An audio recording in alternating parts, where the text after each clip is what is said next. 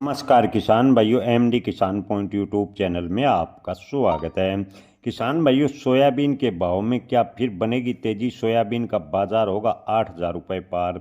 जी हाँ किसान भाइयों, सोयाबीन के भाव को लेकर इस वक्त बड़ी खबर आ रही है। पहले सोयाबीन की आवक की बात करें तो देश भर में लगभग 5 लाख टन सोयाबीन की आवक दर्ज की गई है। यानी मई की हम बात करें, मई के महीने में देश भर के लगभग मंडियों में 5 लाख टन सोयाबीन की आवक दर्ज हुई है।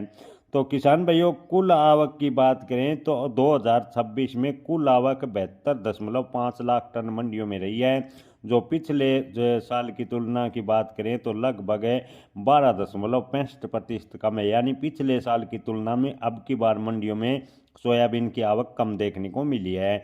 वर्तमान में किसान और स्टॉकिस्ट और प्रोसेसर्स के पास है मिलाकर सोयाबीन के स्टॉक की बात करें तो 37.36 लाख टन होने का अनुमान लगाया गया है। जानकारों का मानना है कि किसान, स्टॉकिस्ट और प्रोसेसर के पास है 37.36 लाख टन सोयाबीन का स्टॉक है फिलहाल उपलब्ध है, जो पिछले साल के मुकाबले काफ़ी कम है। किसान भाइयों, पिछले साल के मुकाबले स्टॉक की बात करें तो 14% कम नजर आ रहा है। SOPA के अनुसार मई 2026 में भारत का सोयाबीन निर्यात की बात करें तो सालाना आधार पर लगभग 64% घटकर केवल 50,000 टन रह गया है। यानी सोयाबीन का निर्यात मई में 50,000 टन मात्र हुआ है, जो आपको बता दें कि 64% की बड़ी गिरावट देखने को मिली है। इसके अलावा सोया मील निर्यात में गिरावट के मुख्य कारण की बात करें तो घरेलू उत्पादन में कमी।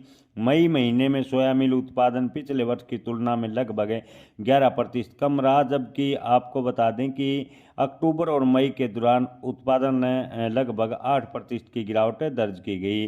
भारत में ऊंची घरेलू सोयाबीन की कीमतों के कारण कई खरीदारों ने अफ्रीका देशों से सोयाबीन की खरीदी बढ़ा दी है। विशेष रूप से नॉन GM सोयाबीन की मांग बढ़ने से अफ्रीकी निर्यातकों को बेहतर प्रीमियम यानी अच्छा भाव मिल रहा है।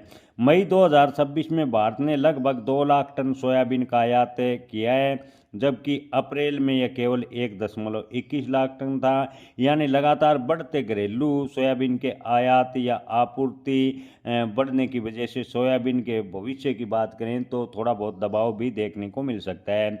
SOP के अनुसार 2026 भारत के लिए सोयाबीन का आयात अनुमान लगभग 9 लाख टन है। यानी 9 लाख टन सोयाबीन का आयात होगा। यह आंकड़े पिछले साल की तुलना की बात करें तो थोड़ा ज़्यादा है। वर्तमान में नॉन GM सोयाबीन के आयात की अनुमति केवल चुनिंदा अफ्रीका देशों से है। यही कारण है कि भारत का आयात मुख्य रूप से उन्हीं देशों की ओर बढ़ रहा है।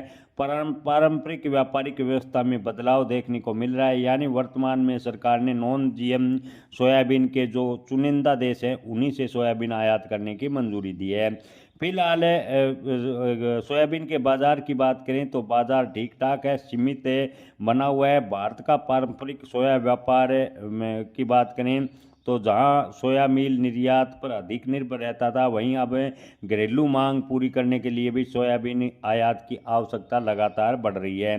कुल मिलाकर कम घरेलू उत्पादन और घटे स्टॉक को समर्थन सोयाबीन के बाजार को मिलेगा, जबकि बढ़ते आयात और कमज़ोर सोयाबीन निर्यात की कीमतों से सोयाबीन के बाजार पर दबाव भी बनेगा। आने वाले दिनों की बात करें तो सोयाबीन की बाजार की दिशा, घरेलू मांग, आयात की गति किस प्रकार रहती है, मानसून में नई फसल की बुआई किस आधार पर होगी, इस पर निर्भर करेगा। यानी ओवरऑल मानसून के बाद ही पता लगेगा कि सोयाबीन किस दिशा में जाएगा। लेकिन निकट भविष्य की बात करें तो किसान भाइयों 1 से 1.5 महीने तक सोयाबीन के भाव में थोड़ा बहुत उतार चढ़ाव देखने को मिलेगा। सोयाबीन के भाव लगभग स्थिर रहेंगे, हालांकि हल्का फुल्का सुधार भी देखने को मिल सकता है। जय किसान।